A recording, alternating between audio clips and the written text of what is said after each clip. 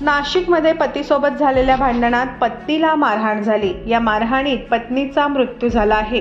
सदर घटनेबाबत पोलिसांनी आरोपी पतीला ताब्यात घेतलं असून त्याची कसून चौकशी सुरू आहे। विवाहित महिलेच्या हत्येने सध्या परिसरात खळबळजनक वातावरण पसरलं आहे। मिळालेल्या अधिक माहितीनुसार नाशिकच्या तामसवाडी निफाड येथे ही हृदयद्रावक घटना घडली आहे। एक विवाहित जोडपं येथे राहत होतं। महिलेचा पती कायम दारूच्या नशेत असायचा। पती सतत दारू पीत असल्यामुळे पत्नीचे आणि त्याचे नेहमी भांडण व्हायचे।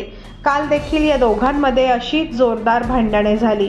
ही भांडणे इतकी विकोपाला गेली की पतीने आपल्याच पत्नीला बेदम मारहाण केली। या मारहाणीत तिचं डोकं त्यानं भिंतीवर आपटलं। यावेळी तिचा भाऊ देखील घरातच होता।